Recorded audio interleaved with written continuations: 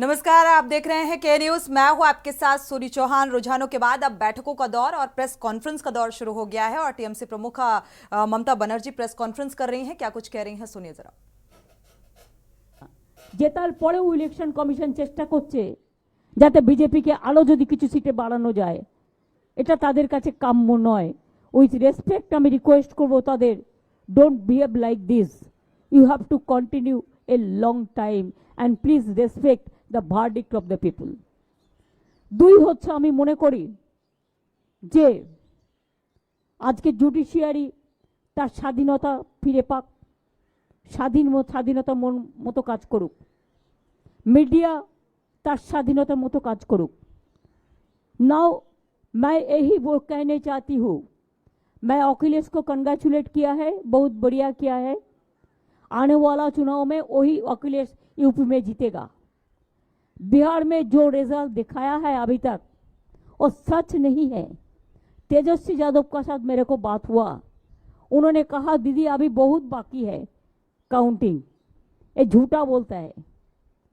আমি উদ্ধব ঠাকরেকেও কনগ্রাচুলেট করেছি, শারদ যাদবকেও করেছি, অরবিন্দ স্ত্রীকেও করেছি, আমি কল্পনাকেও করেছি, হেমন্ত সোরেনের স্ত্রীকে। আমি এরকম যতটা পেরেছি, শারদ পাওয়ারকেও করেছি, যতটা পেরেছি যাদের ফোনে পেয়েছি ধরতে। এমনকি রাহুলকেও আমি কংগ্রেস মেসেজ পাঠিয়েছি, যদিও maybe they were busy for election, কিন্তু এখনো পর্যন্ত ওরা কারোর সাথে আমাদের কন্ট্যাক্ট করেনি। না করলেও আমাদের কোনো যায় আসে না। আপনাদের নিশ্চয়ই মনে আছে, আপনারা অনেক সময় আমাকে আন্ডার এস্টিমেট করেন। আমি কি বলেছিলাম, তোমাদের দুটো সিট দিচ্ছি, তোমাদের একটাও এমএলএ নেই, দুটো সিটেই জিতে যাবে। আর আমি বলেছিলাম তোমরা ইন্ডিয়ার সাথে অ্যাডজাস্টটা করো সবার সাথে, তাহলে তুমি 100 সিট পাবে। আমার কথাটা মিলেছে কি মেলেনি? এ মিলা কি নেই মিলা? किसका गेन हुआ है? देश का गेन हुआ है। हम तो कहा था देश रहने दो, मोदी को जाने दो। बिजनेसमैन के ऊपर इतना टॉर्चर। कल आपने देखा है शेयर मार्केट में क्या हुआ, कौन किया है? बीजेपी किया है। रुपया किसका है? बीजेपी का जान पहचान का आदमी का है। हम शेयर बाजार नहीं समझते हो कि हम एक कॉमन फैमिली से है, ये मेरे को जानकारी में नहीं है।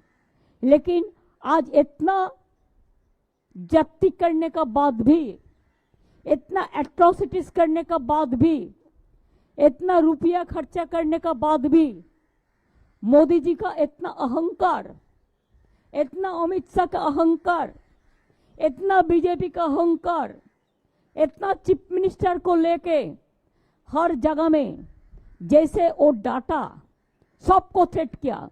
हमारा स्टेट में ऑल लीडर को थ्रेट किया फोन में, हमारा स्टेट में हर काउंसिलर को थ्रेट किया, हमारा स्टेट में हर एमएलए को थ्रेट किया।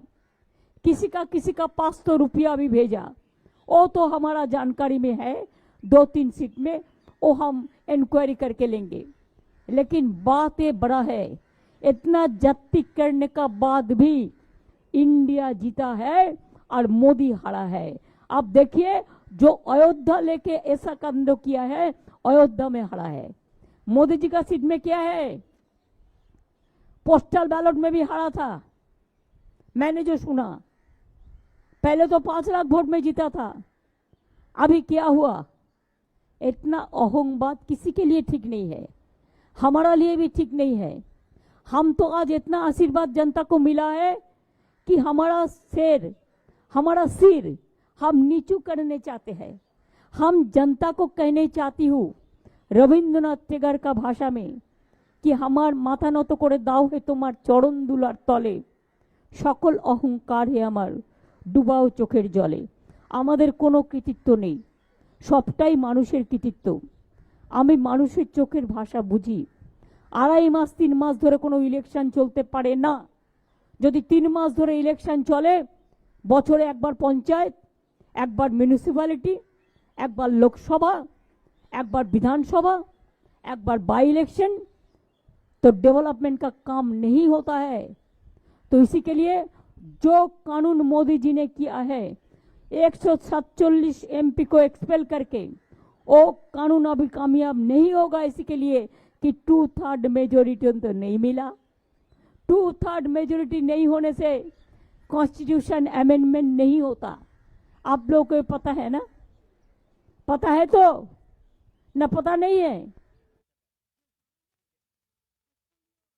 ममता बनर्जी को आपने सुना किस तरीके से उन्होंने कहा अहम अच्छी बात नहीं होती है, और हालांकि पूरी कोशिशें प्रधानमंत्री नरेंद्र मोदी की तरफ से भी की गई, भारतीय जनता पार्टी की तरफ से एमएलए एमपी को सेट करने की कोशिश की गई, किसी किसी को पैसे भेजे गए, ये तमाम आरोप फिलहाल निकलकर सामने आए हैं। बिहार के जो रुझान निकलकर सामने आए, वहां पर भारतीय जनता पार्टी की जो अच्छी बेहतर स्थिति देखने को मिली, और इसका श्रेय नीतीश कुमार को दिया जा रहा है। उसमें भी उन्होंने कहा कि अभी काउंटिंग बाकी है, यह सच्चाई नहीं है। तेजस्वी यादव से बातचीत हुई है। इसी को लेकर विस्तार से चर्चा करते हैं। हमारे साथ खास मेहमान जुड़ चुके हैं, राजनीतिक विश्लेषक आलोक भदौरिया जी जुड़े हुए हैं, विनोद आनंद जी इलेक्शन एनालिस्ट जुड़े हुए हैं। आपका स्वागत है इस चर्चा में शामिल होने के लिए। वीरेंद्र सिंगर जी भी जुड़े हुए हैं। आलोक भदौरिया से शुरुआत कर लेते हैं चर्चा की। आलोक भदौरिया जी, अब जो आंकड़े, जो रुझान निकलकर सामने आ रहे हैं, इसके बाद बैठकों का दौर, अभी आपने देखा होगा इंडिया गठबंधन की यानी कि राहुल गांधी और खरगे की प्रेस कॉन्फ्रेंस, सोनिया गांधी भी मौजूद थी। आपने सुना होगा किस तरीके से उन्होंने कहा कि ये संविधान की जीत है, ये लोकतंत्र की जीत है, जिसको लगातार मुद्दा बनाया गया। संविधान बचाए जाने को लेकर ये कहा गया कि भाई ये संविधान बचाने की लड़ाई है। आलोक जी,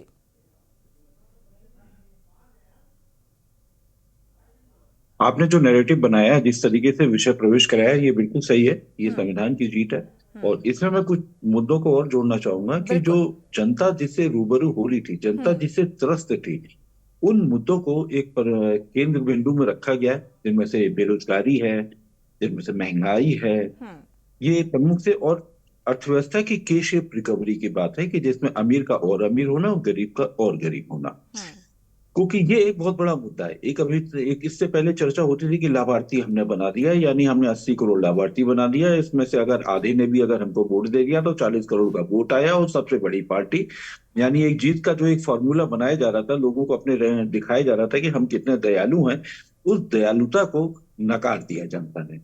उत्तर प्रदेश की जनता ने बिल्कुल सीधा सीधा कह दिया कि ये हमारा हक है, क्योंकि राइट टू फूड उनको संविधान में पिछली सरकार ने ही मुहैया कराया था। बिल्कुल। तो ये एक बहुत बड़ी चीज है। तो और दूसरी बात, विपक्ष अपने किसी भी मुद्दे से अपने पीछे नहीं हटा। उसने एजेंडा जो सेट किया, मोदी जी उसको बार बार बदलने की कोशिश करते रहे, उसको कभी ध्रुवीकरण करने की कोशिश करते रहे। एम फैक्टर लाने की उन्होंने बहुत कोशिश करी, एम शब्द से कम उन्होंने 15 जुमले छोड़ दिए, लेकिन उस जनता ने उस पर कभी भी ध्यान नहीं दिया, कुछ भी नहीं दिया। क्योंकि सबसे बड़ी बात थी, बेरोजगारी बहुत बड़ी चीज है। और मुझे लग रहा है कि उत्तर प्रदेश में एक सबसे बड़ी योजना उत्तर प्रदेश, हरियाणा में और हिंदी प्रदेशों में जो काम की है, वो ये है कि अग्निवीर योजना के भी, अभी मैंने आपके पिछले प्रोग्राम में भी मैंने यही बात कही थी, अग्निवीर योजना का और किसानों के सब जो बदहाली का मुद्दा है ना, ये बहुत प्रमुख है। तो बीजेपी का नैरेटिव, मोदी जी का नैरेटिव नहीं चल पाया, लोगों को जो बांटने की जो प्रयास हो रहा था वो नहीं चल पाया। और सबसे बड़ी चीज है कि भारतीय जनता पार्टी का जो चुनावी जो मुद्दा है ना, वो हमेशा नकारात्मक ही रहा। उसमें कुछ भी सकारात्मक नहीं था कि हम ये करेंगे वो करेंगे। और कुछ चीजें भी लोगों को, मुझे लगता है कि जनता को खटकी होंगी कि आप गारंटी दे रहे हैं कि मैं अगले साल ही चुनाव में मैं 15 अगस्त में लाल किले से झंडा फहराऊंगा। ये सब चीजें कुछ ज्यादा हो गई थी। और ये आपने जो सपना दिखा दिया ना, इससे पहले सपना 1 साल का 2 साल का दिखाते थे कि 1 साल में आप इतने पैसे दे देंगे, इतने लोगों को रोजगार दे देंगे। तो अब की आपने वो सीधा हटा चल के 2047 में कर दिया। 2047 में तो सुनिधि जी यही नहीं पता कि हम में से कितने जीवित रहेंगे विकसित भारत में, उम्र को देखते हुए। तो ये सीधा बताया कि वो जवाबदेही से बचना चाह रहे हैं, बिल्कुल। अब जनता भी ये बात समझ गई है, जो माइंडसेट है भारतीय जनता पार्टी का, या जिस आधार पर वो जनता को लुभाने की कोशिश की गई। हालांकि हर एक चाहे ध्रुवीकरण की राजनीति हो, तुष्टीकरण की राजनीति हो, धर्म के आधार पर राजनीति हो, जाति फैक्टर हो, आरक्षण हो, ये तमाम चीज़ों का जो एक मिला जुला असर देखने को मिल रहा है वो वाकई चौंकाने वाला है। विनोद आनंद जी भी जुड़े हुए हैं। विनोद आनंद जी, अभी आप ममता दीदी को सुन पा रहे होंगे, उन्होंने कहा भाई ये अहम है और ये मोदी की लोकप्रियता की हार है। उन्होंने कहा ये अत्याचार की हार है मोदी के। तो इसे आप कैसे देख रहे हैं? देखिए, मैं मूलतः बिहार से आता हूं और बंगाल मेरे पड़ोस में है। और हम लोग तरह तरह की कहावतें बचपन से सुनते आ रहे हैं बंगाल से बिहार के संबंध के बारे में। पढ़ा भी तो 1905 के बाद से। बंगाल वो था where the mind was without fear and the head is held high. आज संदेश खली है वहां। आज वहां लोग अपने आप को सुरक्षित नहीं पा रहे हैं। महिलाएं सुरक्षित नहीं है और वो चाइल्ड डिस्टिट्यूट्स और जो वुमेन रिलेटेड क्राइम्स है वो मैक्सिमम है वहां। वो वहां देखें, उसको खंगालने मोदी जी की लोकप्रियता पे कोई आंच नहीं आएगी। और मोदी जी जो कर रहे हैं वो अच्छा और होगा। देखिए क्या है कि 2007 में जो FATF की रिपोर्ट है, जो मनमोहन सिंह जी की सरकार ने सबमिट की थी, FATF financial action task force की रिपोर्ट है, उसमें क्राइम रेट, जो इकोनॉमिक क्राइम था, वो 25.6 कन्विक्शन होता था। और वर्तमान में जो पिछले साल FATF की रिपोर्ट में जो दायर की गई है उसमें 83% कन्विक्शन रेट है।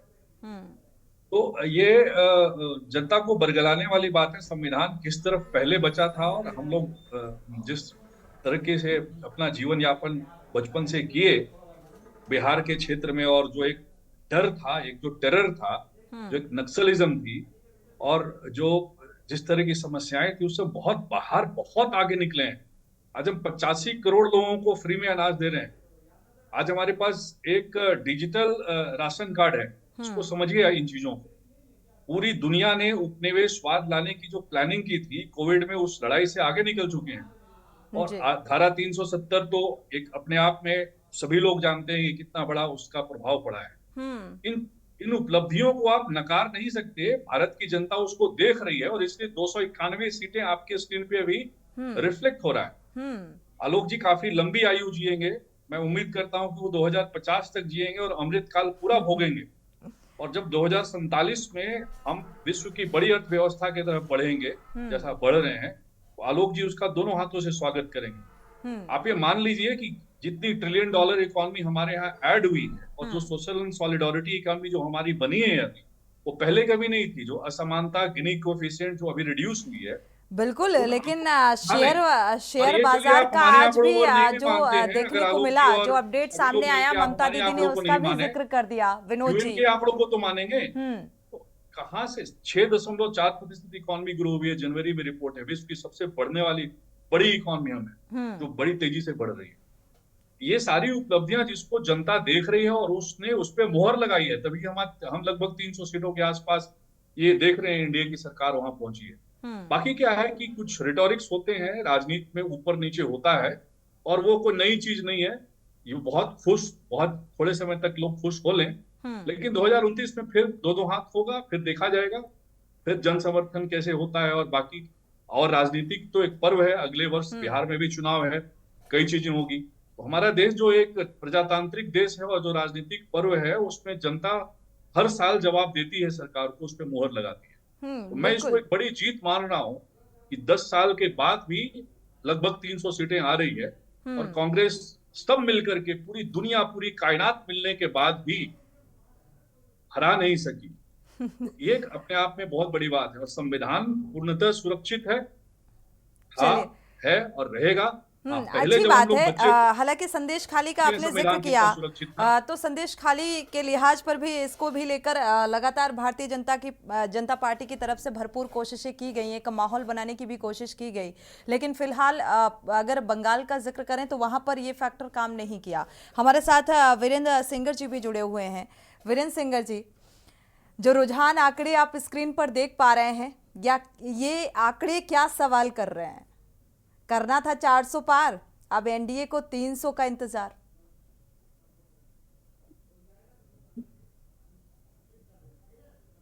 आपकी आवाज नहीं मिल पा रही है, अनम्यूट करिएगा।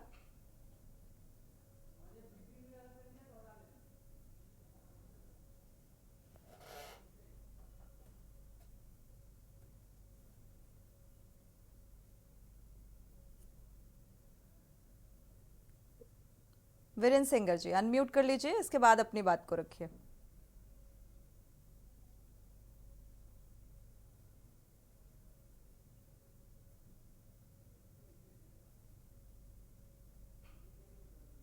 चलिए, सुन पा रहे हैं आप? चलिए, फिलहाल वीरेंद्र जी आपकी आवाज नहीं मिल पा रही है, आप अनम्यूट कर लीजिएगा, इसके बाद अपनी बात को रखिएगा। तब तक आलोक जी का रुख कर लेते हैं। आलोक जी, वाकई देखा जाए अभी जिस तरीके से राहुल गांधी और खरगे की प्रेस कॉन्फ्रेंस सामने आई, और इसके बाद वीरेंद्र जी अगर आपको आवाज मिल पा रही हो तो पहले आपका रुख कर लेते हैं। जी आपकी आवाज तो मेरी जी जी आवाज आ रही? जी, अपनी बात को आप कंटिन्यू करिए। जी जी, मैं ये कह रहा था कि हमें हमारे हमसे पहले जो हमारे पैनलिस्ट बोले, जी उनका अपना रुख था, हर एक की अपनी अभिव्यक्ति सुनता है, तो नजरिया होता है कि कैसे वो देख रहे हैं। लेकिन मैं देख रहा हूँ, जिससे मैंने अभी पहले भी कहा था कि ये मोदी जी की नैतिक हार है, और उन्होंने जो बड़े बड़े सपने दिखाए थे उनको जनता ने स्वीकार नहीं किया, क्योंकि जनता ने अनुभव किया कि जो पीछे वादे थे कि 100 स्मार्ट सिटी बनने का, और जहां काशी से वो चुनाव लड़ते हैं उसको कौन सा सिटी बना रहे थे, वो क्योटो बना रहे थे जापान का, उसका क्या हुआ? वो एक मुद्दे लेते हैं और जब नहीं होता तो दूसरा हल देते हैं। और मुझे लग रहा है कि जिस तरह से जो संविधान अभी राहुल गांधी ने जो कॉन्फ्रेंस में की, कि जो गरीब जनता है, गरीब तबका है, उसने जो संविधान के खतरे की बात थी उसको उसने दिल से लिया, और उसे लगा कि ये सरकार, जिस तरह की सरकार के तमाम लोग कभी मनुस्मृति की बात करते हैं, कभी कहते हैं हमको 400 इसलिए चाहिए ताकि संविधान बदला जा सके, तो मुझे लग रहा है कि इस मुद्दे ने काम किया। बीजेपी ने तमाम कोशिश की कि मुद्दों से भटकाया जाए, और सांप्रदायिकता के मुद्दे, हिंदू मुस्लिम के मुद्दे, तमाम तरह के मुद्दे, माननीय मोदी जी ने तक देखा कांग्रेस के घोषणा पत्र में क्या क्या पढ़ लिया। उन्होंने पढ़ लिया कि ये इस्लामीकरण की ओर ले जा रहा है, उन्होंने ये खतरा बताया कि कांग्रेस आएगी सत्ता में तो आपका बल्ब खोल ले जाएगी, टोंटी खोल ले जाएगी, क्या क्या उन्होंने अनगर बातें की, जो कि एक प्रधानमंत्री के लिए शोभा नहीं देता, क्योंकि प्रधानमंत्री तो वो जानते हैं या तो लोग भक्त हैं या लोग मूर्ख हैं। लेकिन वो लोगों ने ये बता दिया है कि ऐसा कुछ नहीं है। बहुत अहंकार एक समय इंदिरा गांधी को भी हो गया था, लोगों ने दिखा दिया था उनको रास्ता, और मुझे लग रहा है मोदी जी को रास्ता दिखा दिया है। वो जोड़ तोड़ के सत्ता में आ जाएं, ये अलग बात है, लेकिन मुझे लग रहा है कि जो स्थितियां बन रही हैं, और जैसा कि खड़गे जी ने संकेत दिए कि हम इंडिया ब्लॉक के लोगों से कल बात करेंगे और वो तय करेंगे, और मेरी जानकारी में ये है कि जो एनडीए घटक के 2-3 बहुत महत्वपूर्ण लोग हैं, वो कांग्रेस और इंडिया ब्लॉक के संपर्क में हैं, और खासतौर से नीतीश कुमार बिल्कुल बिल्कुल आप सही जा रहे हैं। हाँ, टीडीपी के जो प्रमुख हैं वो पहले भी अपने सेकुलर राजनीति के लिए जा रहे हैं, और मुझे नहीं लग रहा है कि वो उनको स्वीकार हुआ कि जो मोदी जी की नीतियां हैं, समझे, भले वो बात करते हों कि भाई मैं मुस्लिम विरोधी नहीं हूँ, सारी कुछ नहीं, लेकिन जुबान से कहना और काम करना उसके लिए अलग अलग बातें हैं। तो मुझे लग रहा है कि अभी खेल खत्म नहीं हुआ, ये खेल शुरू हुआ है। अभी खेल खत्म नहीं हुआ है, अभी खेल की शुरुआत हुई है, और इसीलिए चिंतन और मंथन और प्रेस कॉन्फ्रेंस के बाद बैठकों का दौर जारी होने वाला है। जिस तरीके से इंडिया गठबंधन की भी बैठक होगी, और ये नैतिक तौर पर जी प्रधानमंत्री की पद के लिए कोई चौंकाने वाला नाम इंडिया ब्लॉक दे सकता है। बिल्कुल, आलोक जी का रुख करेंगे। आलोक जी, अभी इंडिया गठबंधन की बैठक में आप खरगे जी को सुन पा रहे थे, तो उन्होंने इसी बात से शुरुआत की कि भाई ये नैतिक तौर पर ये हार है मोदी जी की, और दूसरी तरफ जब उनसे कई अहम सवाल, महत्वपूर्ण सवाल पूछे गए, हालांकि बैठक के बाद ही उन सवालों के सटीक जवाब निकलकर सामने आएंगे, लेकिन 5 न्याय और 25 गारंटी का जो वादा किया गया विपक्षी अलायंस की तरफ से, तो क्या लगता है इस पर जनता ने भरोसा जताया काफी हद तक, और पूरा हाँ, करने का भी जिक्र किया गया प्रेस कॉन्फ्रेंस में, राहुल गांधी ने कर दिया, लेकिन ये कैसे संभव है भाई? सत्ता तो फिलहाल अभी बनती हुई नजर नहीं आ रही है। देखिए जैसा विनय जी ने कहा ना कि जब राजनीतिक घटनाक्रम बहुत तेजी के साथ में घूम रहा है, हम्म। अब तमाम पार्टियों को या कुछ लोगों को ये भी तय करना होगा कि उनका स्वाभिमान कितना रहेगा। क्या वो भारतीय जनता पार्टी के साथ जाकर वो जम्मू कश्मीर की पीडीपी वाली दशा को प्राप्त होना चाहते हैं? हम्म। क्या वो इसके साथ में जाकर वो शिवसेना शिंदे वाली दशा को प्राप्त होना चाहते हैं? हम्म। तो ये सारी चीजें हैं जो कि भारतीय जनता पार्टी का गठबंधन हमेशा बहुत ही इंपॉर्टेंट है। अब आप देखिए, अगर आप जैसे आंध्रा में देखिए, आंध्रा में ये आगे आए हैं, उसके बाद क्या हाल हुआ। अब आप बिल्कुल। तेलंगाना की बात कर लीजिए, तेलंगाना में ये जिनके भरोसे आए थे आज देखिए कहाँ पहुंच गए हैं ये। तो भारतीय जनता पार्टी की एक प्रवृत्ति जो देखी गई है वो एक थोड़ी सी एक परजीवी प्रवृत्ति है ये। हम्म। तो वो एक दूसरे के कंधे पे खड़े होकर बहुत तेजी के साथ उसके वोटों को समेट कर बहुत तेजी के साथ में आगे बढ़ती है और पार्टियों को दो फाड़ करा देती है। हम्म। अगर कहीं दो फाड़ नहीं होता है तो सत्ता बनाने के लिए पूरी पार्टी को ही बदलवा देती है, जैसे बिहार। बिल्कुल। ये सारी चीजें हैं, इन सब के देखते हुए मेरे को एक चीज और लगती है हम्म। कि अब कहने में थोड़ा सा अटपटा सा लगता है, लेकिन मुझे ऐसा लगता है कि सत्ताधारी दल के साथ में जो जाएगा तो उसको एक अपना एक जनाधार, एक रुतबा, वो भी काम करने की एक आजादी मिलेगी। और किसके साथ आजादी मिलेगी ये भी कोई खुली बात नहीं है, छुपी बात नहीं है। और ऐसी स्थिति में मुझे लग रहा है कि जवाबदेही और एक ही व्यक्ति का बार बार वंदे भारत को झंडा दिखाया जाना या एक बार झंडा दिखाकर प्रधानमंत्री का बाकी रेल मंत्री के पास में हरी झंडी दिखाने का काम सौंप देना या किसी और के पास में सौंप देना, ये भी ज्यादा प्रमुखता का काम है। केंद्रीकृत व्यवस्था के हाथों दूसरी पार्टियां क्या वहां पे रहेंगी या विकेंद्रीकृत व्यवस्था के तहत आगे बढ़ेंगी? फेडरल स्ट्रक्चर बहुत इंपॉर्टेंट है। देखिए, बिल्कुल। यूनिटेरियन कंटेंट है हमारे कॉन्स्टिट्यूशन में, लेकिन उसका फेडरल इन करेक्टर है। तो ये जो करेक्टर है, ये मेरे को एक ऐसा लग रहा है कि लोगों को खुलकर सांस लेने की आजादी देगा। तो ऐसी बिल्कुल। स्थिति में मुझे लग रहा है कि अभी इंतजार करना पड़ेगा, कुछ घंटे का या कल तक इंतजार करना पड़ेगा कि बिल्कुल। घटनाक्रम कैसे घूमता है। बिल्कुल, वाकई जो रुझान आंकड़े सामने आ रहे हैं और जिस तरीके से प्रेस कॉन्फ्रेंस और बैठकों का दौर जारी होने वाला है, और ऐसे में चिंतन मंथन कई अहम बातों को लेकर और साथ ही चुनावी रुझानों के बाद अब जेडीयू का अगला कदम क्या होगा, इसको लेकर भी अब चर्चाएं जोरों पर हैं। वक्त एक छोटे से ब्रेक का है, लौटेंगे जब। बैठकों का दौर अभी आपने देखा होगा, इंडिया गठबंधन की यानी कि राहुल गांधी और खरगे की प्रेस कॉन्फ्रेंस, सोनिया गांधी भी मौजूद थीं। आपने सुना होगा किस तरीके से उन्होंने कहा कि ये संविधान की जीत है, ये लोकतंत्र की जीत है, जिसको लगातार मुद्दा बनाया गया। संविधान बचाए जाने को लेकर ये कहा गया कि भाई ये संविधान बचाने की लड़ाई है। आलोक जी।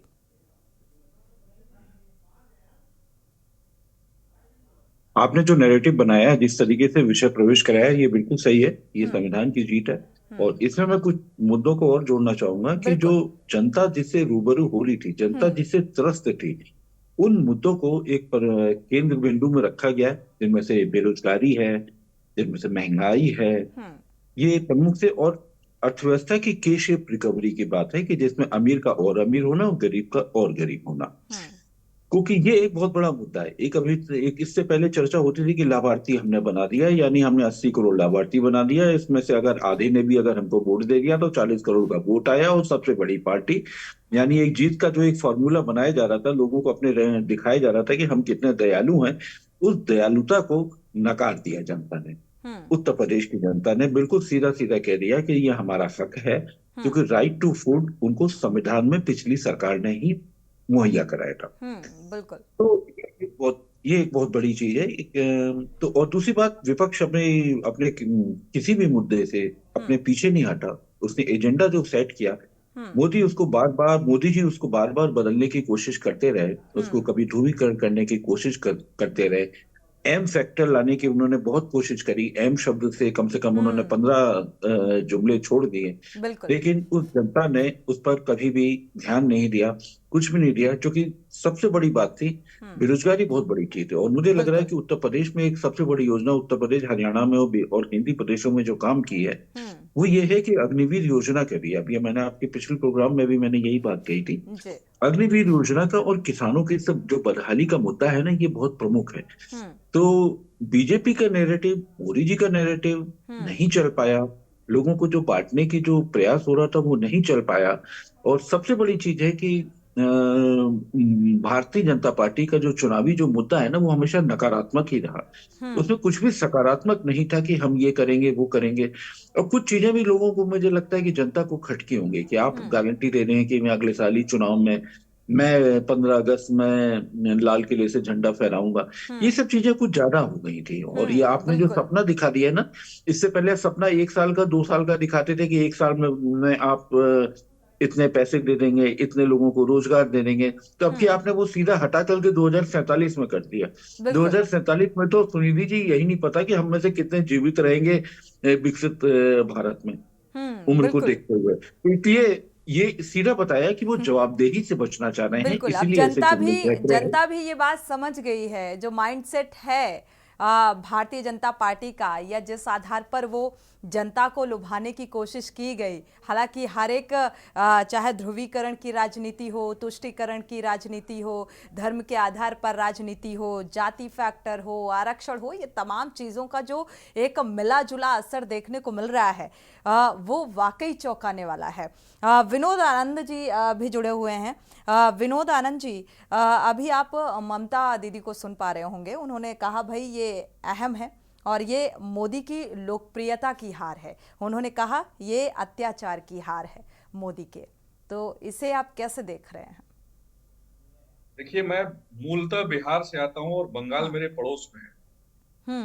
और हम लोग तरह तरह की कहावतें बचपन से सुनते आ रहे हैं बंगाल से बिहार के संबंध के बारे में।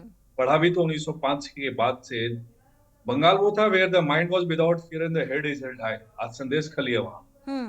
आज वहां लोग अपने आप को सुरक्षित नहीं पा रहे हैं। महिलाएं सुरक्षित नहीं है, और वो चाइल्ड डिस्टिट्यूट्स और जो वुमेन रिलेटेड क्राइम्स है वो मैक्सिमम है वहां। वो वहां देखें, उसको खंगाले। मोदी जी की लोकप्रियता पे कोई आंच नहीं आएगी। और मोदी जी जो कर रहे हैं वो अच्छा और होगा। देखिए क्या है कि 2007 में जो FATF की रिपोर्ट है, जो मनमोहन सिंह जी की सरकार ने सबमिट की थी, FATF financial action task force की रिपोर्ट है जी। उसमें क्राइम रेट, जो इकोनॉमिक क्राइम था, वो 25.6 कन्विक्शन होता था। और वर्तमान में जो पिछले साल FATF की रिपोर्ट में जो दायर की गई है, उसमें 83% कन्विक्शन रेट है। तो ये जनता को बरगलाने वाली बात है। संविधान किस तरफ पहले बचा था, और हम लोग जिस तरीके से अपना जीवन यापन बचपन से किए बिहार के क्षेत्र में, और जो एक डर था, एक जो टेरर था, जो एक नक्सलिज्म थी, और जो जिस तरह की समस्याएं थी, उससे बहुत बाहर, बहुत आगे निकले हैं। आज हम 85 करोड़ लोगों को फ्री में अनाज दे रहे हैं। आज हमारे पास एक डिजिटल राशन कार्ड है। उसको समझिए इन चीजों को। पूरी दुनिया ने उपनिवेशवाद लाने की जो प्लानिंग की थी कोविड में, उस लड़ाई से आगे निकल चुके हैं। और धारा 370 तो एक अपने आप में सभी लोग जानते हैं कि कितना बड़ा उसका प्रभाव पड़ा है। इन उपलब्धियों को आप नकार नहीं सकते। भारत की जनता उसको देख रही है, और इसलिए 291 सीटें आपके स्क्रीन पे भी रिफ्लेक्ट हो रहा है। आलोक जी काफी लंबी आयु जिएंगे। मैं उम्मीद करता हूं कि वो 2050 तक जिएंगे और अमृत काल पूरा भोगेंगे।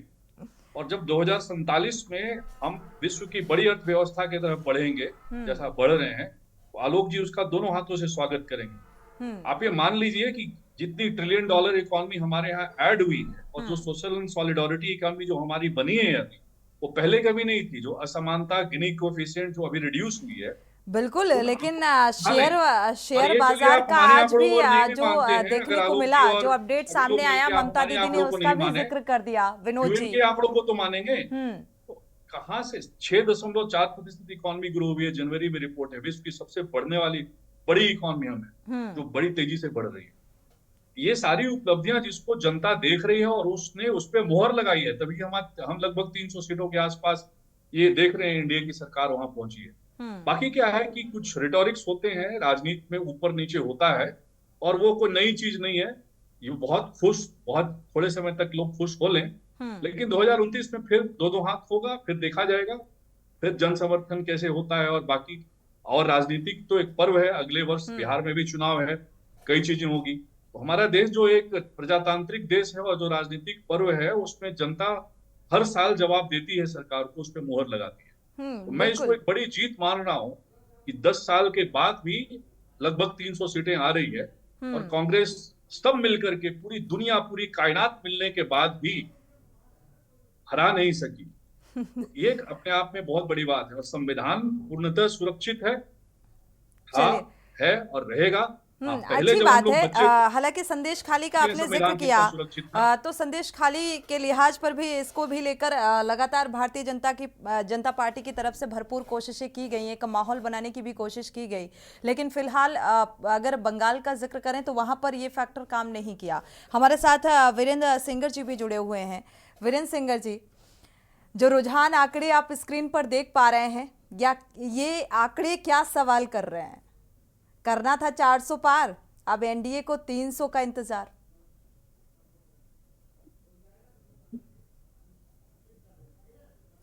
आपकी आवाज नहीं मिल पा रही है, अनम्यूट करिएगा।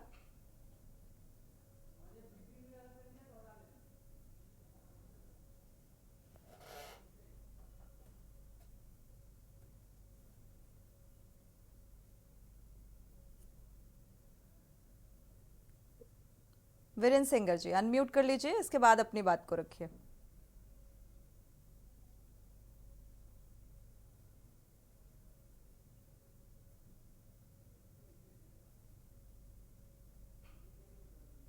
चलिए, सुन पा रहे हैं आप?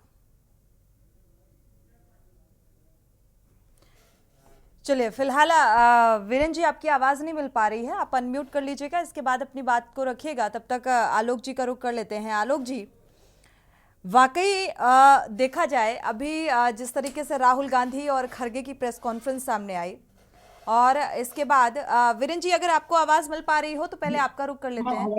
जी, हाँ, आपकी आवाज तो जी, मेरी जी, आवाज आ रही? जी, अपनी बात को आप हाँ, कंटिन्यू करिए। जी जी, मैं ये कह रहा था कि हमें हमारे हमसे पहले जो हमारे पैनल साथी बोले, जी। उनका अपना रुख था, हर एक की अपनी अभिव्यक्ति सुनता है, तो नजरिया होता है कि कैसे वो देख रहे हैं। लेकिन मैं देख रहा हूँ, जिससे मैंने अभी पहले भी कहा था, कि ये मोदी जी की नैतिक हार है, और उन्होंने जो बड़े बड़े सपने दिखाए थे उनको जनता ने स्वीकार नहीं किया, क्योंकि जनता ने अनुभव किया कि जो স্ত্রীকেও করেছি, আমি কল্পনাকেও করেছি, হেমন্ত সোরেনের স্ত্রীকে আমি এরকম যতটা পেরেছি, শারদ পাওয়ারকেও করেছি, যতটা পেরেছি যাদের ফোনে পেয়েছি ধরতে, এমনকি রাহুলকেও আমি কংগ্রেস মেসেজ পাঠিয়েছি, যদিও মেবি দেওয়ার বিজি ফর ইলেকশন, কিন্তু এখনো পর্যন্ত ওরা কারোর সাথে আমাদের কন্ট্যাক্ট করেনি, না করলেও আমাদের কোনো যায় আসে না।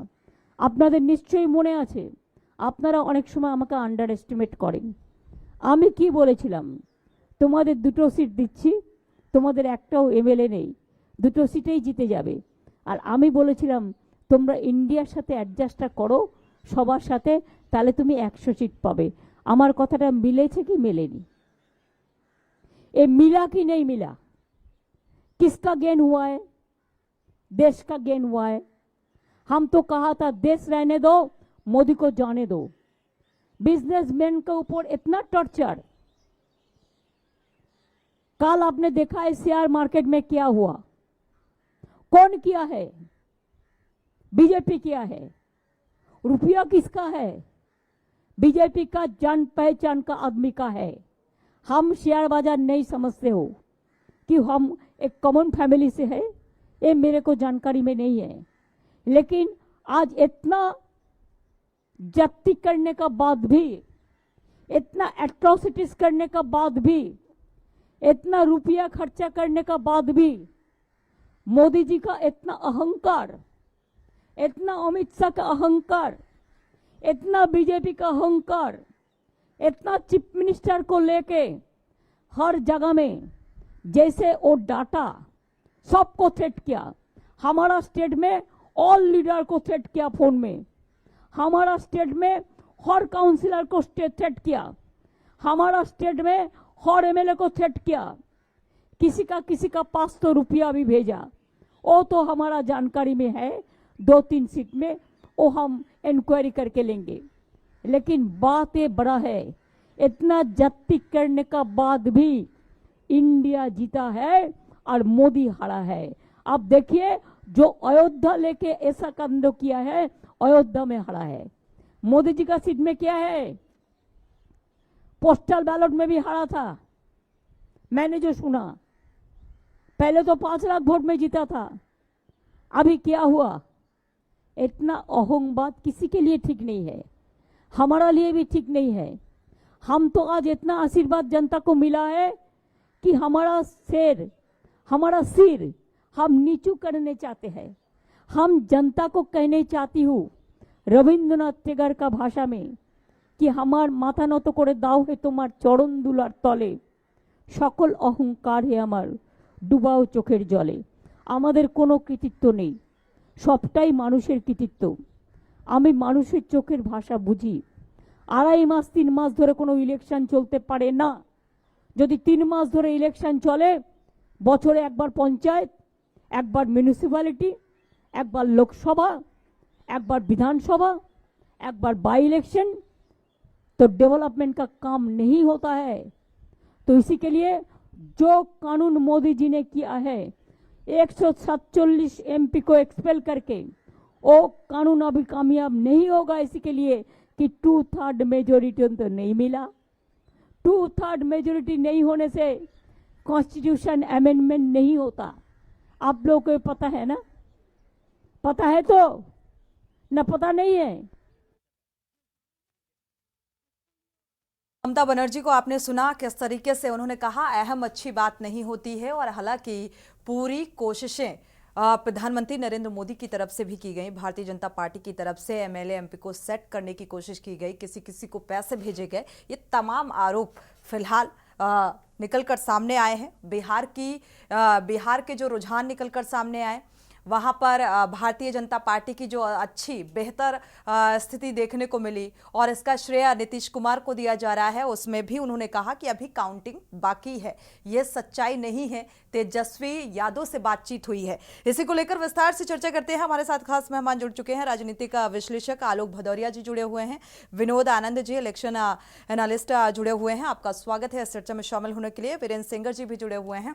आलोक भदौरिया से शुरुआत कर लेते हैं चर्चा की। आलोक भदौरिया जी, अब जो आंकड़े, जो रुझान निकलकर सामने आ रहे हैं, इसके बाद मैं बारंबार कह रहा हूं सुबह से इस बात पे ध्यान लाने का, आपका आकृष्ट करने का प्रयास। विनोद जी, जिस तरीके से हम देख रहे हैं कि ये जो अंतर बहुत कम है, आप खुद इस बात को स्वीकार कर रहे हैं, इसको कैसे देख रहे हैं?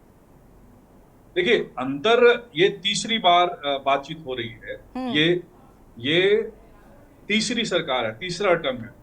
उनको ये ध्यान में इस बात के नहीं आ रहा है कि ये नहीं आ रहा है कि जवाहरलाल नेहरू के बाद उनसे भी ज्यादा मतों से जीतकर तीसरी बार कोई नॉन कांग्रेस की सरकार बन रही है। भी प्रधानमंत्री जी भी बात करेंगे देश की जनता से। आप ये महसूस नहीं कर रहे हैं कि कोई पहली बार ऐसा हुआ कि धारा 370 हटी है। आज हमारे फौजी भाई बॉर्डर पे गोलियां नहीं खा रहे हैं अननेसेसरी रीजन से। पहली बार ऐसा हो रहा है कि हमारे देश का युवक जो है वो एक निश्चिंत है। पहली बार ऐसा हो रहा है कि आज की खबर मैं आपको दूं तो यूके गवर्नमेंट ने इंडिया से स्किल्ड लोगों को मांगा है। पहली बार ऐसा हुआ है कि one belt one road initiative को छोड़ करके और हम एक नया रूट बना रहे हैं अलग दुनिया में। हमारी तूती बोल रही है, तो देश जान रहा है, देख रहा है। कुछ लोग हैं वैसे राजनीति में 100% वोट से कोई जीतता नहीं है, और कई राजनीतिक समीकरण ऐसे होते हैं कि पूरे तरीके से हर तरफ से जो सरकार की जो नीतियां थी उसकी जीत है। और भी मैं पहले भी आपको बता रहा था 30 के आसपास, लगभग 30% के आसपास कन्विक्शन रेट होता था इकोनॉमिक क्राइम में। आज 90%। तो कौन से ईडी के ऊपर आप उंगली उठा रहे हैं, कौन से सिस्टम के ऊपर आप उंगली उठा रहे हैं? अगर उठानी है उंगली तो आप उसके उस पर उठाइए जो संदेश खली में हो रहा है या उन सरकारों के द्वारा हो रहा है जहां पे प्रजातंत्र कहीं से सुरक्षित नहीं है। अब देखिए 52 से ज्यादा बदलाव कोऑपरेटिव सेक्टर में किए गए। आज पैक्स जो है उस पर सबसे बड़ा इन्वेस्टमेंट किया जा रहा है। हर गांव में, हर पंचायत में, पंचायत स्तर तक पैक्स की मंडियां बन रही है और हर पंचायत बिल्कुल में विनोद जी, warehouse देखिए बनना है। कहीं ना कहीं देखना होगा जब प्रधानमंत्री जी फायदा- बात करेंगे जनता से तो वो क्या कुछ कहते हैं, ये देखना काफी दिलचस्प होगा। आपका बहुत बहुत शुक्रिया हमारे साथ जुड़ने के लिए। और बता दें कि भारत जोड़ो यात्रा से कांग्रेस से लोग जुड़े हैं, ऐसा मल्लिकार्जुन खड़गे ने बयान दिया। और जिस तरीके से अभी प्रेस कॉन्फ्रेंस हुई इसमें कहीं ना कहीं काफी खुश राहुल गांधी नजर आए।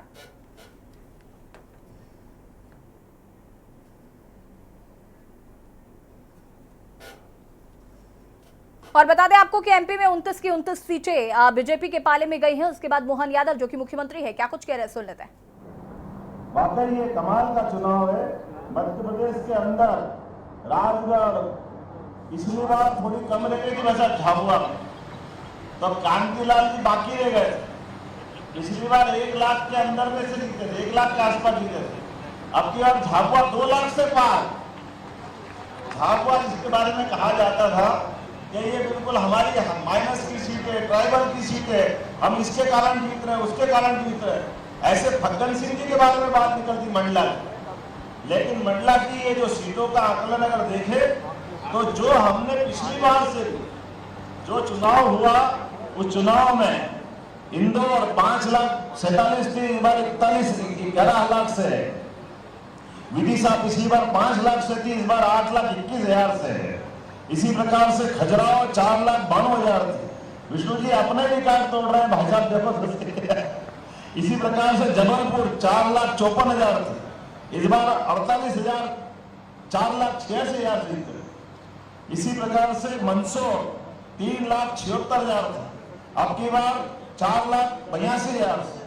देवास 3,72,000 ऊपर से थी, अब की बार 4,23,000 से। उज्जैन 3,65,000 थी, अब की बार 3,69,000 है। बैतूल 3,60,000 थी, इस बार 3,79,000 है। दमोह 3,53,000 थी, इस बार 4,06,000 से ऊपर से जीत रहे हैं।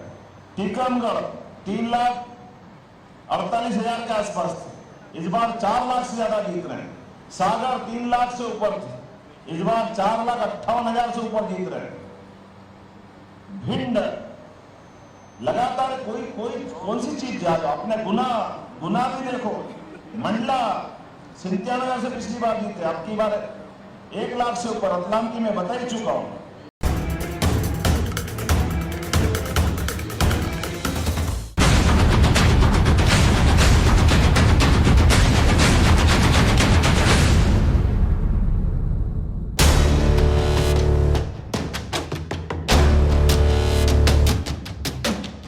देश के हर गांव, हर शहर उठेगी खबरों की लहर। रोज होगी आपकी बात, जब मैं करूंगी देश की बात।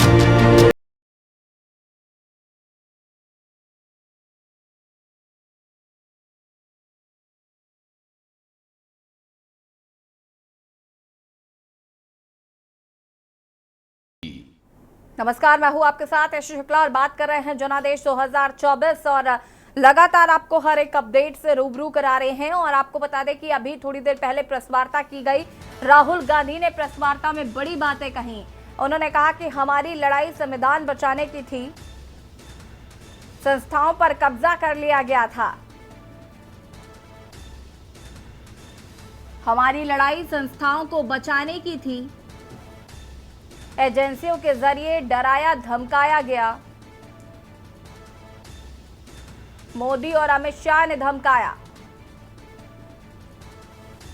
चुने गए मंत्रियों को जेल में डाला गया। संविधान बचाने के लिए जनता एकजुट हुई। प्रेस वार्ता में राहुल गांधी का बयान।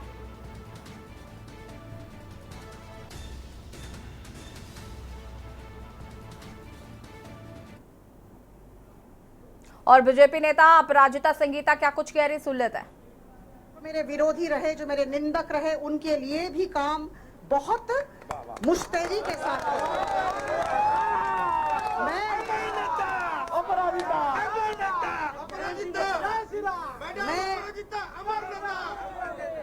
जो चंद निंदक हैं, जनता को ये कहना चाहूंगी कि उन्होंने बहुत ही विवेक दिखाया और मुझे सबसे ज्यादा गर्व अपने यूपी पे है। खुश हैं? बहुत खुश हूँ। बहुत क्या कहना चाहेंगे यूपी की जनता को, क्या कहना चाहेंगे मैम? मैं अपनी यूपी की जनता को ये कहना चाहूंगी कि उन्होंने बहुत ही विवेक दिखाया और मुझे सबसे ज्यादा गर्व अपने यूपी पे है। और यहाँ पर प्रियंका गांधी वाड्रा को आपने सुना, जिन्होंने कहा कि सबसे ज्यादा गर्व मुझे अपने यूपी से है और साथ ही साथ काफी खुशी जाहिर की है प्रियंका गांधी वाड्रा ने। इससे पहले आपको बता दें कि राहुल गांधी ने भी प्रेस कॉन्फ्रेंस की थी, जिसमें मल्लिकार्जुन खड़गे भी शामिल थे और उन्होंने कहा कि हमारी लड़ाई संविधान बचाने की थी और संस्थाओं को बचाने की थी। प्रेस वार्ता में राहुल गांधी ने बड़े बयान दिए और अभी आपने प्रियंका गांधी वाड्रा को भी सुना, जो काफी खुश नजर आ रही है। उन्होंने यूपी की जनता को धन्यवाद दिया है, साथ ही साथ उन्होंने कहा कि यूपी की जनता का उन्होंने आभार व्यक्त किया है।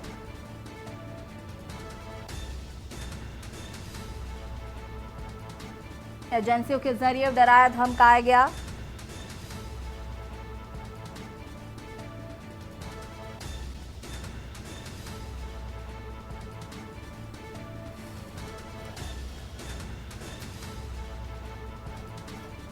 संविधान बचाने के लिए जनता एकजुट हुई।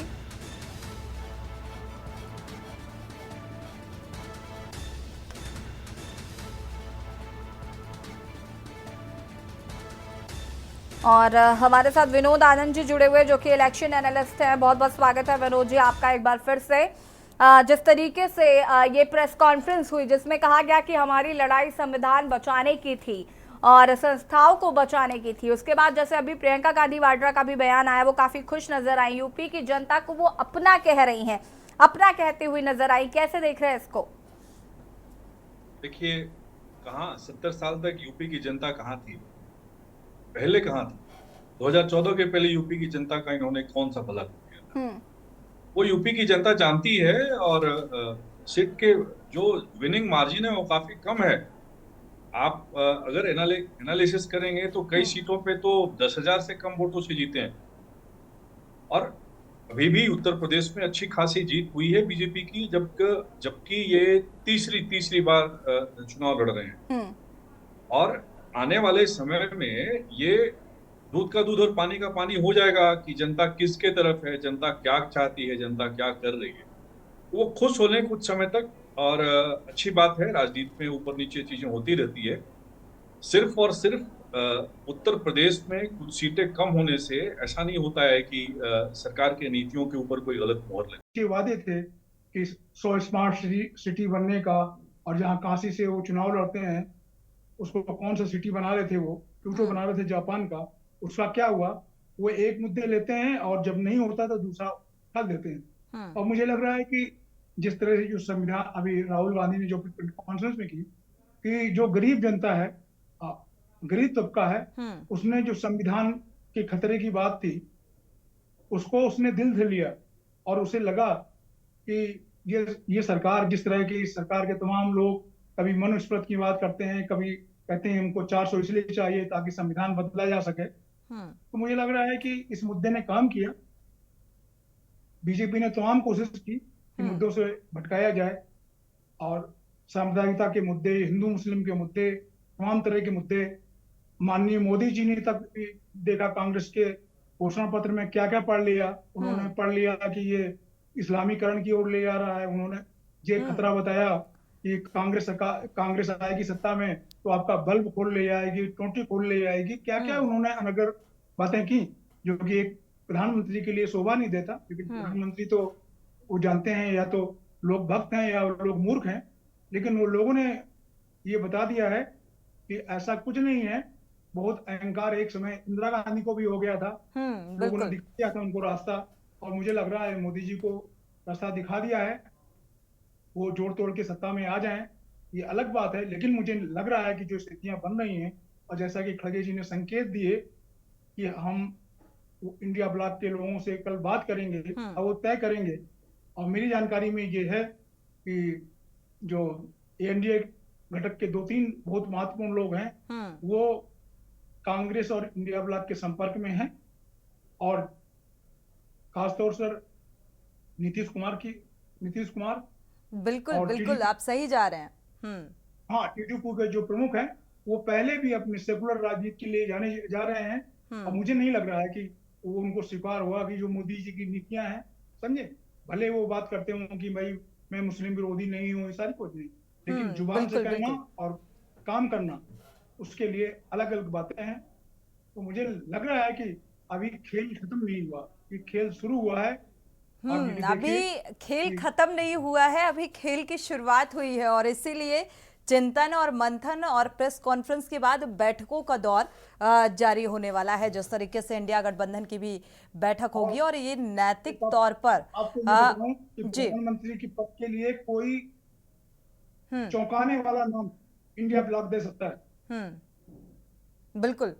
आलोक जी का रुख करेंगे। आलोक जी, अभी इंडिया गठबंधन की बैठक में आप खड़गे जी को सुन पा रहे थे, तो उन्होंने इसी बात से शुरुआत की कि भाई ये नैतिक तौर पर ये हार है मोदी जी की, और दूसरी तरफ जब उनसे कई अहम सवाल, महत्वपूर्ण सवाल पूछे गए, हालांकि बैठक के बाद ही उन सवालों के सटीक जवाब निकलकर सामने आएंगे, लेकिन 5 न्याय और 25 गारंटी का जो वादा किया गया विपक्षी अलायंस की तरफ से, तो क्या लगता है इस पर जनता ने भरोसा जताया काफी हद तक, और पूरा हाँ, करने का भी जिक्र किया गया प्रेस कॉन्फ्रेंस में, राहुल गांधी ने कर दिया, लेकिन ये कैसे संभव है भाई? सत्ता तो फिलहाल अभी बनती हुई नजर नहीं आ रही है।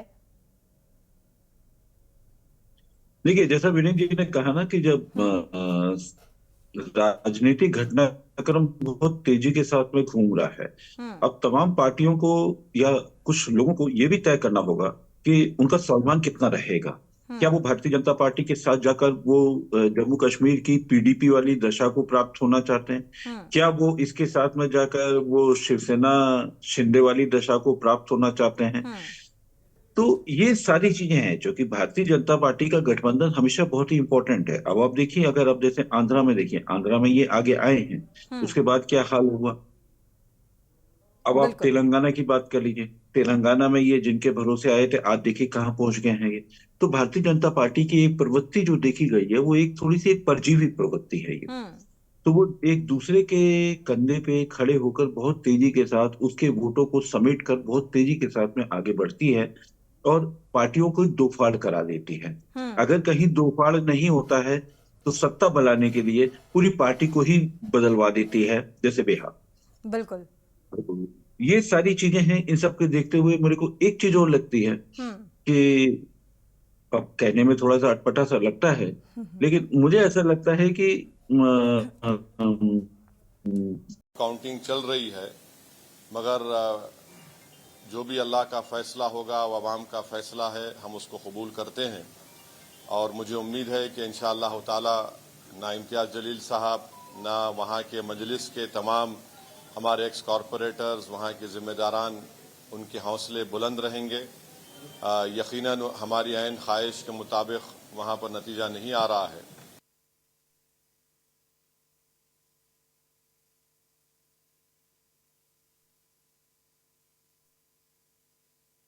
कहा कि हम सदन में जाकर हैदराबाद का विकास कैसे हो सके उसकी आवाज जरूर उठाएंगे।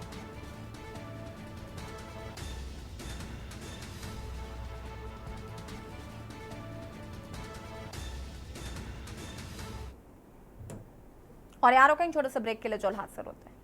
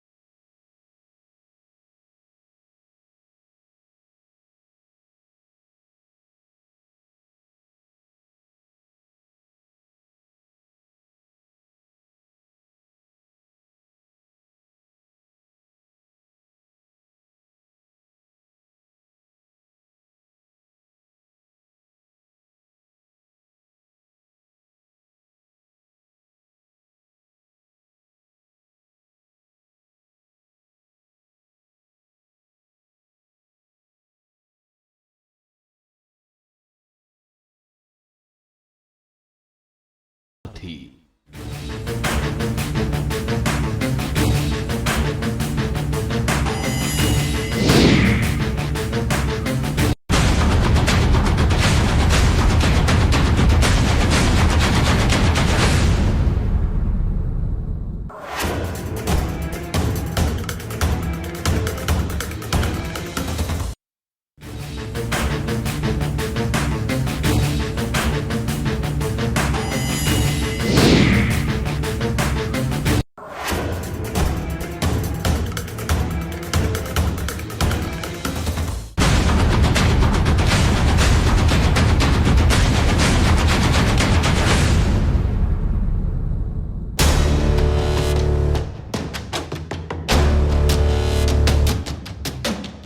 देश के हर गांव, हर शहर उठेगी खबरों की लहर। रोज होगी आपकी बात, जब मैं करूंगी देश की बात।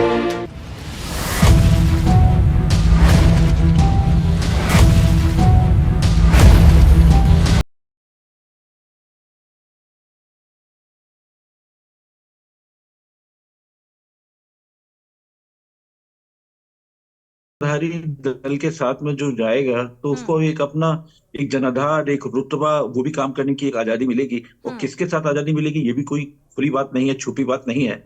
और ऐसी स्थिति में मुझे लग रहा है कि जवाबदेही और एक ही व्यक्ति का बार बार वंदे भारत को झंडा दिखाया जाना, या एक बार झंडा दिखाकर प्रधानमंत्री का बाकी रेल मंत्री के पास में हरी झंडी दिखाने का काम सौंप देना, या किसी और के पास में सौंप देना, ये भी ज्यादा प्रमुखता का काम है।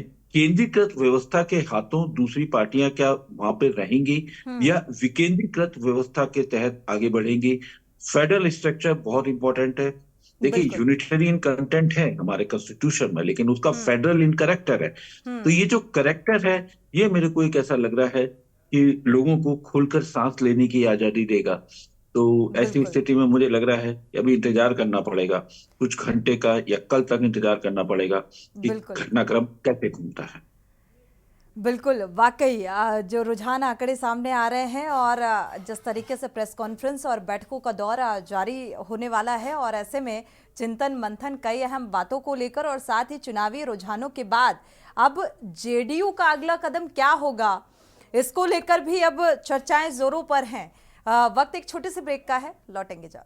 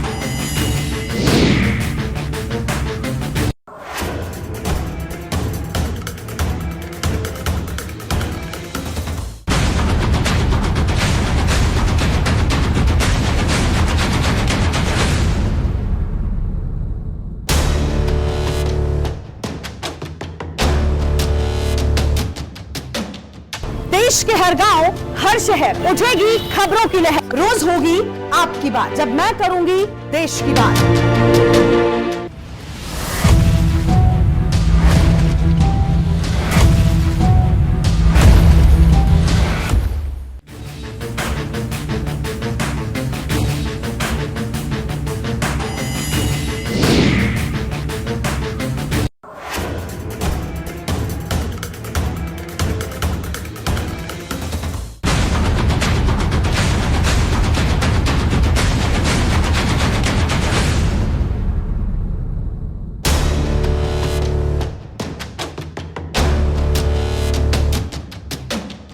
देश के हर गांव, हर शहर उठेगी खबरों की लहर। रोज होगी आपकी बात, जब मैं करूंगी देश की बात।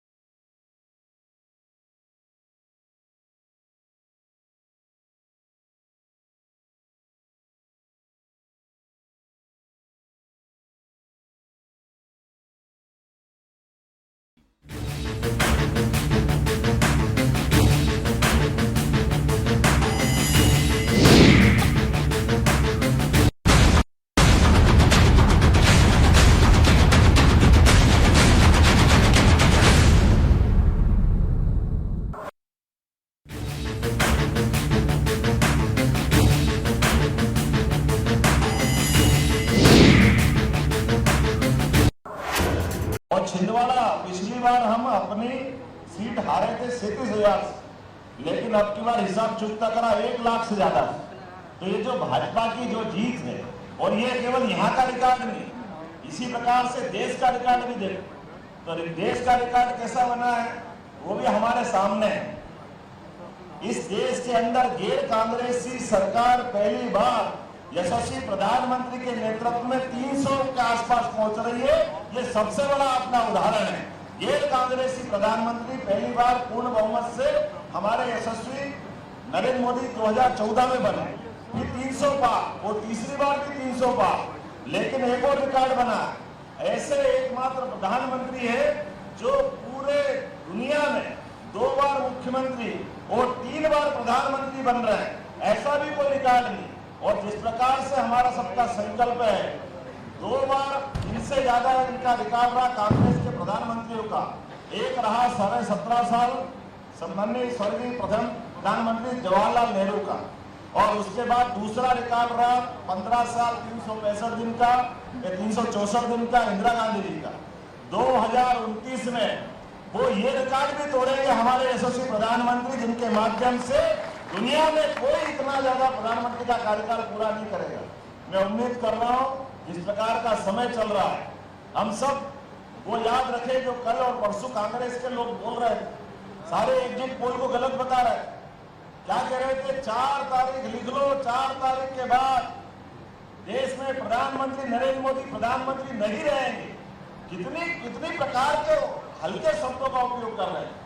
मैं इस बात के लिए पूरे देश की जनता का भी आभार मानता हूँ, खास करके मध्य प्रदेश का ज्यादा आभार मानता हूँ। हमारे सारे कार्यकर्ताओं ने विनम्रता के साथ वो सारी बातों का जवाब अपने वोटों के माध्यम से दिया जो कांग्रेस के सिर चढ़ के अहंकार बोल रहा है। मैं आज भी उनकी प्रेस कॉन्फ्रेंस देख के आया। आपको बड़ी खबर बता देते हैं, दिल्ली से खबर। कार्यकर्ताओं को संबोधित करेंगे प्रधानमंत्री नरेंद्र मोदी। शाम 7:30 बजे बीजेपी मुख्यालय पहुंचेंगे पीएम। कार्यकर्ताओं को संबोधित करेंगे पीएम मोदी। बड़ी खबर आपको हम बता रहे हैं, शाम 7:30 बजे पीएम पहुंचेंगे मुख्यालय, बीजेपी मुख्यालय पहुंचेंगे, जहां पर वो कार्यकर्ताओं को संबोधित करेंगे। शाम 7:30 बजे बीजेपी मुख्यालय पहुंचेंगे प्रधानमंत्री नरेंद्र मोदी, जहां पर वो कार्यकर्ताओं को करेंगे संबोधित। 7:30 बजे बीजेपी मुख्यालय पहुंचेंगे पीएम।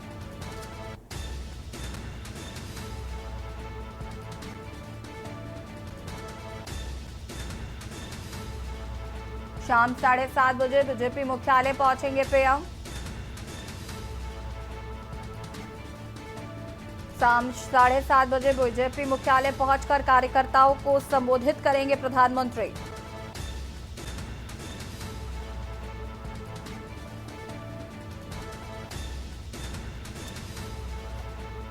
बड़ी खबर आपको दिल्ली से बता रहे हैं, कार्यकर्ताओं को संबोधित करेंगे प्रधानमंत्री नरेंद्र मोदी।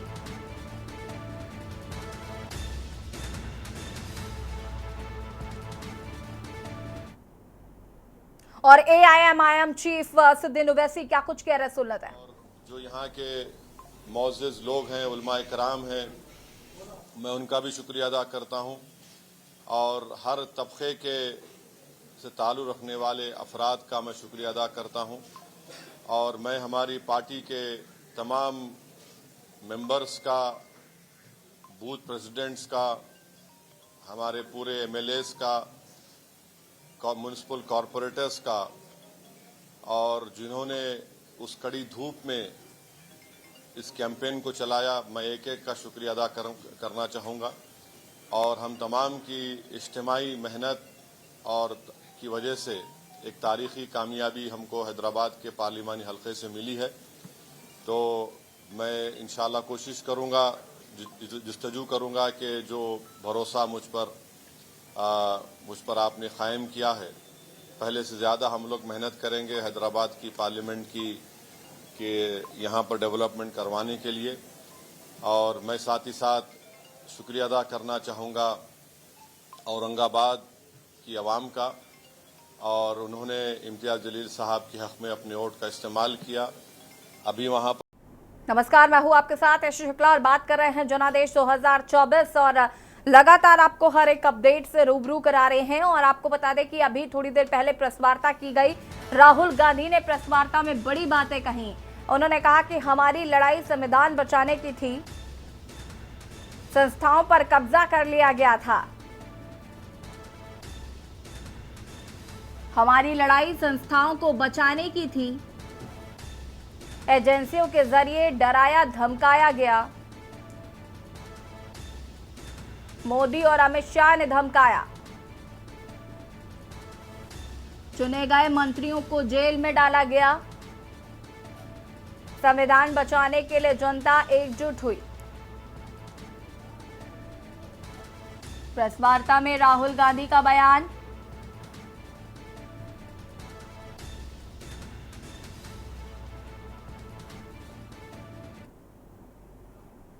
और बीजेपी नेता अपराजिता संगीता क्या कुछ कह रही, सुन लेते हैं।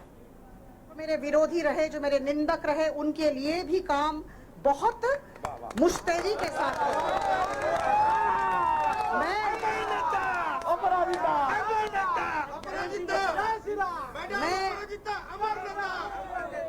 जो चंद निंदक हैं, जनता को ये कहना चाहूंगी कि उन्होंने बहुत ही विवेक दिखाया और मुझे सबसे ज्यादा गर्व अपने यूपी पे है। खुश हैं? बहुत खुश हूँ। क्या कहना चाहेंगे यूपी की जनता को, क्या कहना चाहेंगे मैम? मैं अपनी यूपी की जनता को ये कहना चाहूंगी कि उन्होंने बहुत ही विवेक दिखाया और मुझे सबसे ज्यादा गर्व अपने यूपी पे है। और यहाँ पर प्रियंका गांधी वाड्रा को आपने सुना, जिन्होंने कहा कि सबसे ज्यादा गर्व मुझे अपने यूपी से है।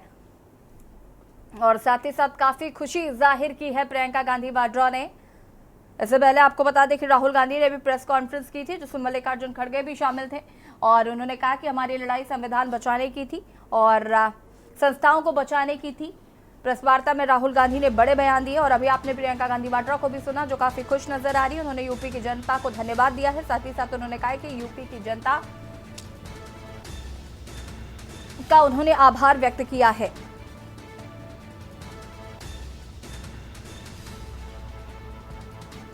एजेंसियों के जरिए डराया धमकाया गया।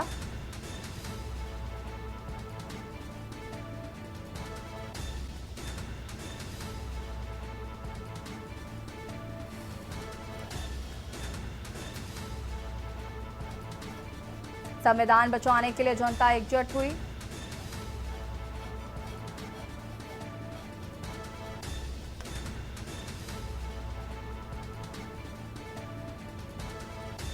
और हमारे साथ विनोद आनंद जी जुड़े हुए, जो कि इलेक्शन एनालिस्ट हैं। बहुत बहुत स्वागत है विनोद जी आपका एक बार फिर से। जिस तरीके से ये प्रेस कॉन्फ्रेंस हुई, जिसमें कहा गया कि हमारी लड़ाई संविधान बचाने की थी और संस्थाओं को बचाने की थी, उसके बाद जैसे अभी प्रियंका गांधी वाड्रा का भी बयान आया, वो काफी खुश नजर आई। यूपी की जनता को वो अपना कह रही हैं, अपना कहते हुए नजर आई। कैसे देख रहे हैं इसको? देखिए, कहाँ 70 साल तक यूपी की जनता कहाँ थी, पहले कहाँ थी? 2014 के पहले यूपी की जनता का इन्होंने कौन सा भला किया? वो यूपी की जनता जानती है। और सीट के जो विनिंग मार्जिन है वो काफी कम है।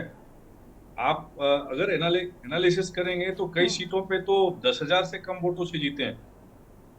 और अभी भी उत्तर प्रदेश में अच्छी खासी जीत हुई है बीजेपी की, जबकि ये तीसरी बार चुनाव लड़ रहे हैं।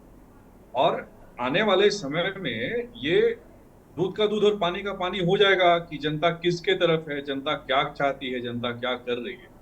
वो खुश होने कुछ समय तक। और अच्छी बात है, राजनीति में ऊपर नीचे चीजें होती रहती है।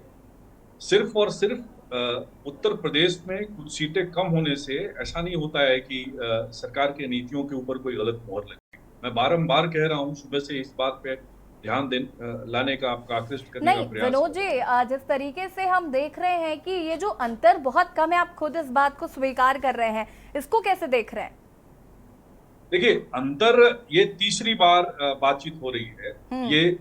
ये तीसरी सरकार है, तीसरा टर्म है। उनको ये ध्यान में इस बात के नहीं आ रहा है कि जवाहरलाल नेहरू के बाद उनसे भी ज्यादा मतों से जीतकर तीसरी बार कोई नॉन कांग्रेस की सरकार बन रही है। भी प्रधानमंत्री जी भी बात करेंगे देश की जनता से। आप ये महसूस नहीं कर रहे हैं कि कोई पहली बार ऐसा हुआ कि धारा 370 हटी है। आज हमारे फौजी भाई बॉर्डर पे गोलियां नहीं खा रहे हैं अननेसेसरी रीजन से। पहली बार ऐसा हो रहा है कि हमारे देश का युवक जो है वो एक निश्चिंत है। पहली बार ऐसा हो रहा है कि आज की खबर मैं आपको दूं तो यूके गवर्नमेंट ने इंडिया से स्किल्ड लोगों को मांगा है। पहली बार ऐसा हुआ है कि one belt one road initiative को छोड़ करके और हम एक नया रूट बना रहे हैं अलग दुनिया में। हमारी तूती बोल रही है, तो देश जान रहा है, देख रहा है। कुछ लोग हैं वैसे राजनीति में 100% वोट से कोई जीतता नहीं है और कई राजनीतिक समीकरण ऐसे होते हैं कि पूरे तरीके से हर तरफ से जो सरकार की जो नीतियां थी उसकी जीत है। और भी मैं पहले भी आपको बता रहा था 30 के आसपास लगभग 30% के आसपास कन्विक्शन रेट होता था इकोनॉमिक क्राइम में, आज 90%। तो कौन से ईडी के ऊपर आप उंगली उठा रहे हैं, कौन से सिस्टम के ऊपर आप उंगली उठा रहे हैं? अगर उठानी है उंगली तो आप उस पे उठाइए जो संदेश खली में हो रहा है या उन सरकारों के द्वारा हो रहा है जहां पे प्रजातंत्र कहीं से सुरक्षित नहीं है। अब देखिए 52 से ज्यादा बदलाव कोऑपरेटिव सेक्टर में किए गए। आज पैक्स जो है उस पे सबसे बड़ा इन्वेस्टमेंट किया जा रहा है। हर गांव में, हर पंचायत में, पंचायत स्तर तक पैक्स की मंडियां बन रही है और हर पंचायत बिल्कुल विनोद जी, देखिए कहीं ना कहीं देखना होगा जब प्रधानमंत्री जी बात करेंगे जनता से तो वो क्या कुछ कहते हैं, ये देखना काफी दिलचस्प होगा। आपका बहुत बहुत शुक्रिया हमारे साथ जुड़ने के लिए। और बता दें कि भारत जोड़ो यात्रा से कांग्रेस से लोग जुड़े हैं, ऐसा मल्लिकार्जुन खड़गे ने बयान दिया। और जिस तरीके से अभी प्रेस कॉन्फ्रेंस हुई इसमें कहीं ना कहीं काफी खुश राहुल गांधी नजर आए।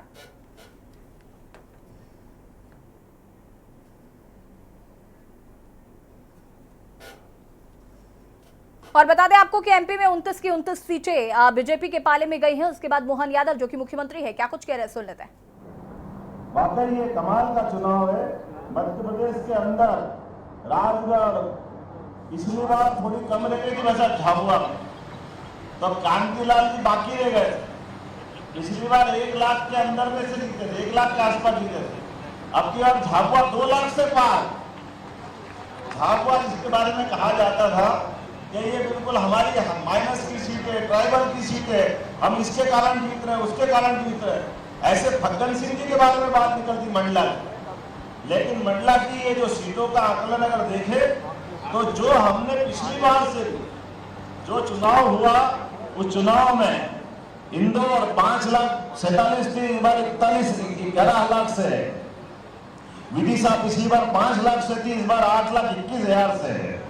इसी प्रकार से खजुराहो 4,92,000 थी। विष्णु जी अपने रिकॉर्ड तोड़ रहे हैं, भाई साहब देखो। इसी प्रकार से जबलपुर 4,54,000 थी, इस बार 48,000, 4,86,000 जीते। इसी प्रकार से मंदसौर 3,76,000 था, अब की बार 4,82,000 से। देवास 3,72,000 ऊपर से थी, अब की बार 4,23,000 से। उज्जैन 3,65,000 थी, अब की बार 3,69,000 है। बैतूल 3,60,000 थी, इस बार 3,79,000 है। दमोह 3,53,000 थी, इस बार 4,06,000 से ऊपर से जीत रहे हैं।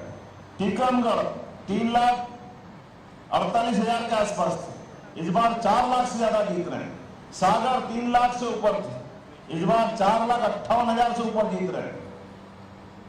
भिंड लगातार कौन सी चीज ज्यादा, अपने गुना भी देखो। मंडला 97,000 से पिछली बार जीते, अब की बार 1 लाख से ऊपर। रतलाम की मैं बता ही चुका हूं। और छिंदवाड़ा पिछली बार हम अपनी सीट हारे थे 37,000 से, लेकिन अब की बार हिसाब चुकता करा 1 लाख से ज्यादा। तो ये जो भाजपा की जो जीत है, और ये केवल यहाँ का रिकॉर्ड नहीं, इसी प्रकार से देश का रिकॉर्ड भी देखो। तो देश का रिकॉर्ड कैसा बना है वो भी हमारे सामने है।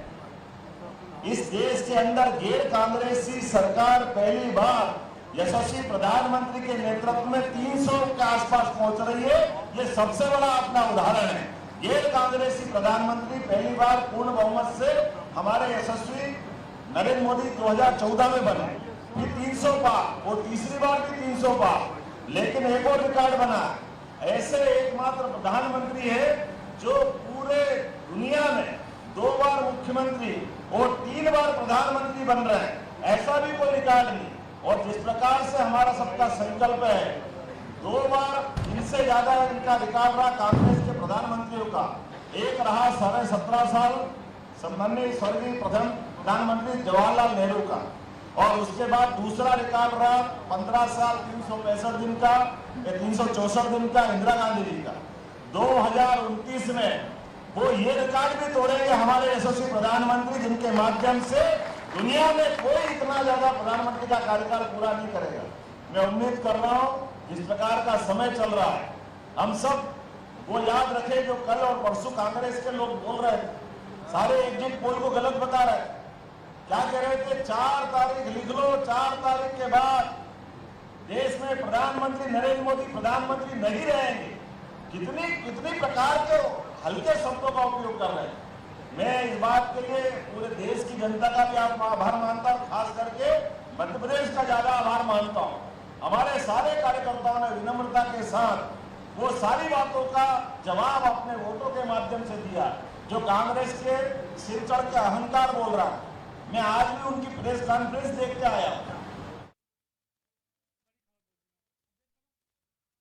आपको बड़ी खबर बता देते हैं, दिल्ली से खबर। कार्यकर्ताओं को संबोधित करेंगे प्रधानमंत्री नरेंद्र मोदी। शाम 7:30 बजे बीजेपी मुख्यालय पहुंचेंगे पीएम। कार्यकर्ताओं को संबोधित करेंगे पीएम मोदी। बड़ी खबर आपको हम बता रहे हैं, शाम 7:30 बजे पीएम पहुंचेंगे मुख्यालय, बीजेपी मुख्यालय पहुंचेंगे, जहां पर वो कार्यकर्ताओं को संबोधित करेंगे। शाम 7:30 बजे बीजेपी मुख्यालय पहुंचेंगे प्रधानमंत्री नरेंद्र मोदी, जहां पर वो कार्यकर्ताओं को करेंगे संबोधित। 7:30 बजे बीजेपी मुख्यालय पहुंचेंगे पीएम।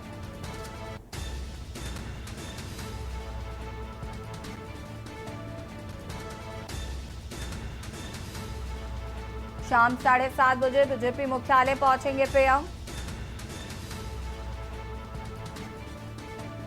शाम 7:30 बजे बीजेपी मुख्यालय पहुंचकर कार्यकर्ताओं को संबोधित करेंगे प्रधानमंत्री।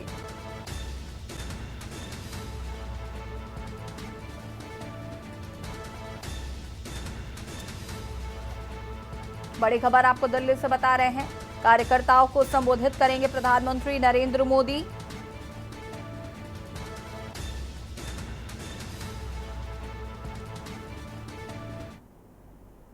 और AIMIM चीफ सिद्दीन ओवैसी क्या कुछ कह रहे, सुन लेते हैं। जो यहाँ के मौजूद लोग हैं, उलमाए कराम हैं, मैं उनका भी शुक्रिया अदा करता हूँ, और हर तबके के से ताल्लुक़ रखने वाले अफराद का मैं शुक्रिया अदा करता हूँ। और मैं हमारी पार्टी के तमाम मेंबर्स का, बूथ प्रेसिडेंट्स का, हमारे पूरे MLAs का, म्यूनिसिपल कॉरपोरेटर्स का, और जिन्होंने उस कड़ी धूप में इस कैंपेन को चलाया, मैं एक एक का शुक्रिया अदा करना चाहूँगा। और हम तमाम की इज्तिमाई मेहनत और की वजह से एक तारीख़ी कामयाबी हमको हैदराबाद के पार्लिमानी हलक़े से मिली है। तो मैं इंशाअल्लाह कोशिश करूँगा, जस्तजू करूँगा कि जो भरोसा मुझ पर आपने कायम किया है, पहले से ज़्यादा हम लोग मेहनत करेंगे हैदराबाद की पार्लियामेंट की के यहाँ पर डेवलपमेंट करवाने के लिए। और मैं साथ ही साथ शुक्रिया अदा करना चाहूँगा औरंगाबाद की आवाम का, और उन्होंने इम्तियाज़ जलील साहब के हक़ में अपने वोट का इस्तेमाल किया। अभी वहाँ पर काउंटिंग चल रही है, मगर जो भी अल्लाह का फ़ैसला होगा वो आवाम का फ़ैसला है, हम उसको कबूल करते हैं। और मुझे उम्मीद है कि इंशाअल्लाह ताला ना इम्तियाज़ जलील साहब, ना वहाँ के मजलिस के तमाम हमारे एक्स कॉरपोरेटर्स, वहाँ के ज़िम्मेदारान, उनके हौसले बुलंद रहेंगे। यकीनन हमारी ऐन ख्वाहिश के मुताबिक वहाँ पर नतीजा नहीं आ रहा है।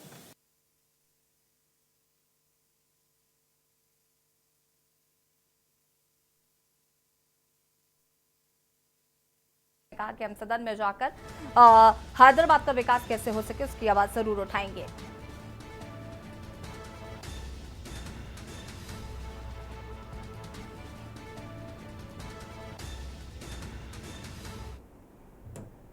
और यारों कहीं छोटे से ब्रेक के लिए जो हाजिर होते हैं।